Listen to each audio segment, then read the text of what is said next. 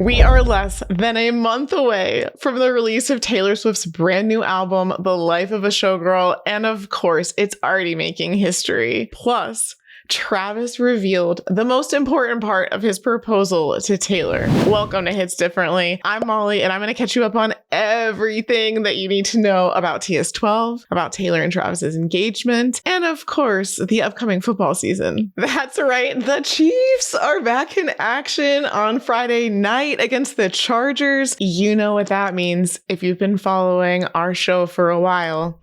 It means it's recap season, baby. In case you're new to our show or our channel, in addition to our podcast episodes, we love to make these videos that we call recaps. It started with the Eras Tour. I would do little compilations. Can I speak today? Compilations of the Eras Tour shows of all the top things that happened at each city in the Eras Tour. As it went on, we did it for every single night towards the end. Then we started doing it for Chiefs games, and we've done it for a bunch of things like award shows, or this summer, the Tight End You Shake It Off performance. This content is available exclusively on our Patreon, and we've been thinking all summer about more content that we can bring to you on Patreon, and we're ready to announce it all. I'm so excited to tell you about this. If you want to check out our Patreon, it'll be linked to in the description of this episode, and you can also go to patreon.com/ithitsdiffpod to check all of this out. Okay, here's what's new. Our content was already ad-free on Patreon, so if you prefer to avoid ads on YouTube or your podcast platforms, you can go to Patreon to get it ad-free. We're also going to be delivering our content there early, as soon as it's ready. This will include the content that we make for The Life of a Showgirl, especially around the release weekend. We're also adding chat to our Patreon, so if you want to chat with other Patreon members of our show, you'll be able to do that there. Then we'll have our Patreon exclusive content. So I already was telling you about the recaps. Another new thing that we want to add this year is that Alex is going to get involved, and he's going to start giving you more of a football breakdown. My recaps are focused on Taylor. What did she wear? How did she react to that touchdown? Did she and Donna high five? Alex is going to tell you the X's and O's and things to look for ahead of the game, things that might have happened in the previous game. If you want to get a taste of this, his first video previewing the Chiefs season and especially the game against the Chargers for week 1 will be available on our Patreon right now. And in case you want even more than everything that I've just referenced, we are also adding another tier that will give you access to some Q&A content with myself, Ryan, and Alex, and will give you an opportunity to get your name included at the end credits of all of our videos. We get asked a lot how you guys can help us and support the show, and this is truly the best way to do it. So we wanted to give you guys some more content over there in case that's something that you're interested in. But if Patreon isn't for you, don't worry. Everything that you're used to seeing on YouTube or hearing on your podcast platforms is going to stay the same. This is just more content if you're interested and able. And we appreciate the support from all of you, no matter what kind of support that is. Maybe that's hitting the like button. Maybe that's hitting the subscribe button. Maybe that's following or subscribing to us on a podcast platform or leaving a rating or review. All of these things help us so much. And we are so thankful for all of you for following our show for almost 2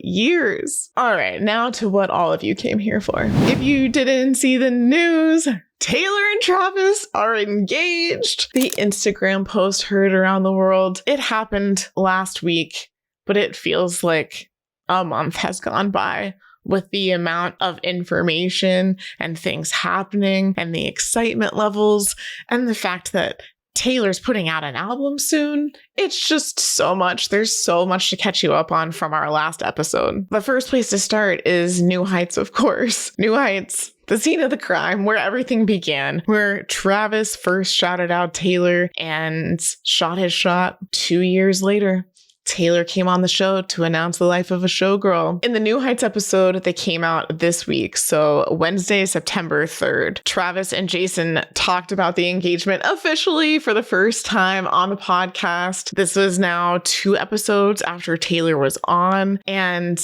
they just caught up on all of the celebrations, people congratulating Travis and Taylor, all of the excitement that is just swirling around them right now. Travis talked specifically about how he got to introduce Taylor to his teammates for the first time as his fiance when they went to the Cincinnati Bearcats against Nebraska game, which happened to be at Arrowhead Stadium last Thursday night. That was August 28th to be exact. And that was their first public appearance together since they had made the announcement that they were engaged, which had happened on Tuesday, the 26th. So this is the first time we saw them out together. And this is the first time we've really seen them watch something together in the box at Arrowhead. You know, we saw the pictures of Travis watching Taylor from that very first Eras Tour show before they ever met. Of course, we've seen Taylor in that box cheering Travis on while he plays, but we got to see the two of them together watching the Cincinnati game. And I know we've seen photos of them like post game and things from other stuff, but it was fun to see them together, to be able to watch a whole game. Jason was there too. Both Travis and Jason played at Cincinnati in college. So this was a really fun full circle moment for both of them. I imagine it was a really cool full circle moment for Travis that he was able to have Taylor at this game from his college team in his NFL stadium as his fiance. And the big news that came out of them going to this game is that you may have noticed in the past that Taylor wore a lot of rings, but never a ring on a specific finger, you know, the ring finger. And our girl is nothing if not hilarious. So at this Cincinnati game, the first time we see her in public after the engagement announcement, there were no other rings on any other fingers. It was just the ring on her ring finger. And that big, beautiful engagement ring was seen from across the stadium. Like, it was sparkling in the lights. It was bejeweled. It was beautiful. They looked like they were having such a fun time. There have been some funny stories that came out of this game. Like, Jason was on the Bussin' with the Boys podcast afterwards and told a funny story about how Taylor was giving both Jason and Travis non-alcoholic Bud Lights, for example, and neither of them realized it at the time. That whole interview with Bussin' with the Boys was so funny, and also just another good opportunity for Jason to talk about the recent news of Taylor and Travis getting engaged. And one of the things they asked Jason about was when they were on the New Heights episode with Taylor and Jason got emotional as Taylor was describing Travis. They asked what was going on in that moment. And Jason explained that when Taylor called Travis a human exclamation point, Jason said, "The human exclamation point was the best way I've ever heard Travis described in my life. I think it's such an accurate statement. The dude just brings joy to every place he ever is, and people love him. And he makes everything better. To watch them support each other, love each other, and get to this stage, and now to have this together, I'm very happy for him." The way Jason's talking about Travis and how emotional he got hearing Taylor describe Travis. One, the Swiftie part of me wonders if human exclamation point will be a lyric in TS12. It also made me think of when Taylor won a VMA award for Fortnite, and she shouted out Travis and talked about how he just brings happiness and joy to everything that he does. And clearly, both Jason and Taylor see Travis in this way. I feel like we're going to see themes of that come out on TS12. And I'm just so happy for Taylor that she's found someone who brings to her what she brings to all of us: joy, happiness, excitement. She's our human exclamation point. Okay, back to the New Heights episode from this week. So Jason asked Travis if he had any advice for people who might be about to pop the question or just, to take notes for the future. And Travis said, "The most important thing about your proposal is your partner. It's knowing your significant other and knowing what they might want, not comparing what you want to do with what other people have done, and doing it for the right reasons."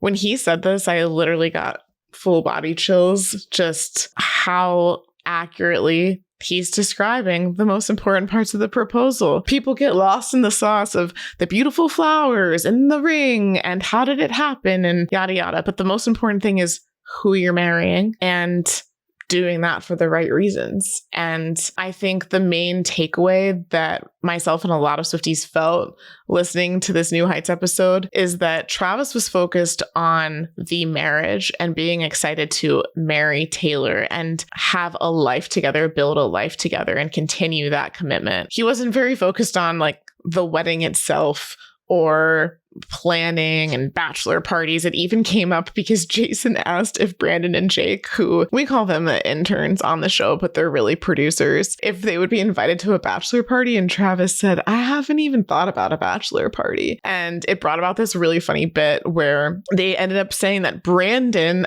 also got engaged recently. He popped the question in the ocean, and that was a whole funny story because Travis and Jason were like, dude, that's risky. Like, you were holding the ring in the ocean. Anyway, this New Heights episode was so funny, and it was really fun to get to hear Travis talk about the engagement officially for the first time. In the New Heights episode from the week prior, which they called a Swift debrief, that one was more focused on the reaction to Taylor being on New Heights rather than the engagement. But the top things that I want to call out for you from that episode, in case you didn't see it, is that one, Travis is bragging that he's listening to TS12 all the time, dancing around the house.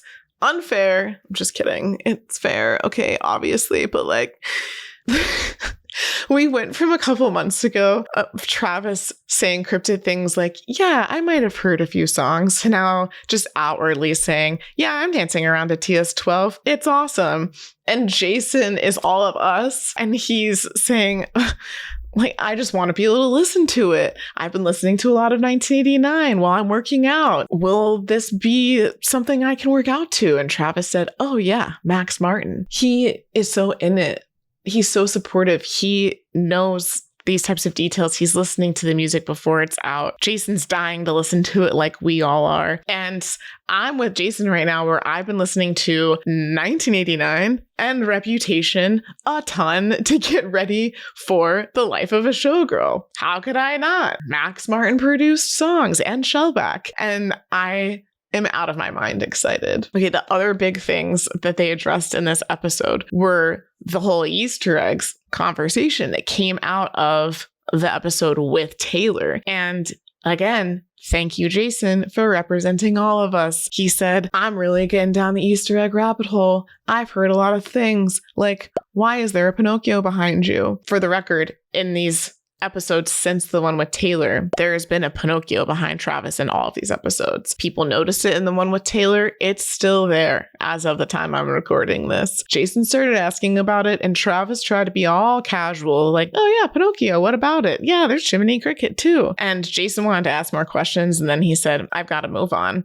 But I really can't tell if this is just a funny bit that Swifties noticed this and it means nothing, or if Travis was hiding something. Let me know what you think. The other top notes from this episode were Travis complimenting Jason on his questions of interviewing Taylor. Travis acknowledged that it's really hard to interview someone that you love and someone who's sitting right next to you. And that Jason said that that's how he felt when his wife Kylie was on the podcast, that he let Travis drive a lot of the questions. And I think it's just really cool to see the dynamic play out for both of them, you know, brother and partner with other brother, and that just the whole fun dynamic. I would love to see all four of them together, Jason, Kylie, Travis, and Taylor, maybe someday. They were comparing Jason's questions to Barbara Walters, which I loved because I thought his questions were great. There was a hilarious moment where they were talking about the fact that Otter stuff is like sweeping social media now, since Taylor and Travis talked about that on New Heights, and specifically that the Kansas City Zoo posted something that said, you know what you wanted and boy, you